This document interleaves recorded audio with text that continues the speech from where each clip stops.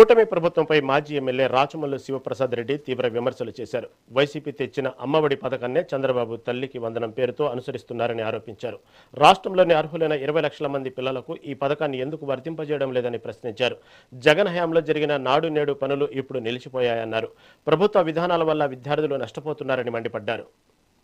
రాష్ట్రంలోని తల్లులకు సంబంధించే ఈ పాత్రికేయుల సమావేశం అమలారా 2 రోజులుగా ఈ రాష్ట్ర ప్రభుత్వం తల్లుల యొక్క అకౌంట్లోకి అమ్మఒడి అనే పేరుతో జరిగే కార్యక్రమానికి డబ్బులేస్తూ ఉంది.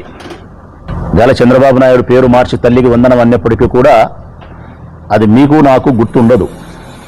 గుర్తు తెచ్చుకుంటే కానీ ఆ పేరు రావడంలే. నాకే కాదు, ప్రతి తల్లికి గుర్తొచ్చేది అమ్మఒడే గుర్తొస్తుంది. కారణం, ఈ రాష్ట్రంలో ఆ పథకం ప్రారంభించిన రోజు కానీ, ప్రారంభించిన నాయకుడు కానీ, ప్రారంభించినప్పుడు దానికి పెట్టిన పేరు కానీ ఈ రాష్ట్రం ఉన్నంతకాలం గుర్తుంటుంది. ఈ పథకాన్ని సృష్టించినది, రూపకల్పన చేసినది మనందరి ప్రీతమ నాయకుడు జగన్మోహన్ రెడ్డి గారు. నిరక్షరాస్యతను పోగొట్టాలా, ఈ రాష్ట్రంలో అక్షరాస్యతను పెంచాలా, పేద మధ్యతరగతి బడుగు బలహీన అన్ని వర్గాలకు సంబంధించిన తల్లుల పిల్లలు కూడా ఉన్నత విద్యను అభ్యసించాలా, ఉన్నత శిఖరాలను అధిరోహించాలా. కార్మికుడి కుమారుడు కార్మికుడు కాకూడదు, అమాలి పిల్లో కుమారుడు అమాలి కాకూడదు, ఆటో డ్రైవర్ అన్న కొడుకు ఆటో డ్రైవర్ కాకూడదు. ఏ డాక్టరో, ఏ ఇంజనీరో, ఏ టీచరో, ఏ పారిశ్రామికవేత్తగా ఎదగడానికి కావాల్సిన నాలెడ్జో, ఇట్లా ఈ రాష్ట్రంలోని పిల్లల యొక్క భవిష్యత్తును దూరదృష్టితో ఆలోచించిన నాయకుడు జగన్మోహన్ రెడ్డి.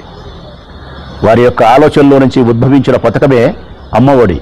ఆయన ఆశించినది పేదరికంలో ఉండే తల్లులు వారి పిల్లలను ప్రైవేట్ పాఠశాలలకు పంపలేక కాన్వెంట్ స్కూల్లో పంపాలంటే డబ్బు ఎక్కువైతుంది కాబట్టి, ప్రభుత్వ స్కూళ్ళకు పంపాలంటే స్కూళ్ళల్లో అంత నాణ్యత గల ఈ విద్య లేదనే అభిప్రాయం వారికి ఉండడం చేత అటువంటి సందర్భంలో ఆ పిల్లవాడిని బడికి పంపకుండా పనికి పంపితే ఏదో ఒక నెలకు 1000 రూపాయలు, 2000, 3000 తీసుకురాగలుగుతాడు కదా. రోజు ఒక 50 రూపాయలు తెచ్చినా కానీ 1500 వస్తుంది.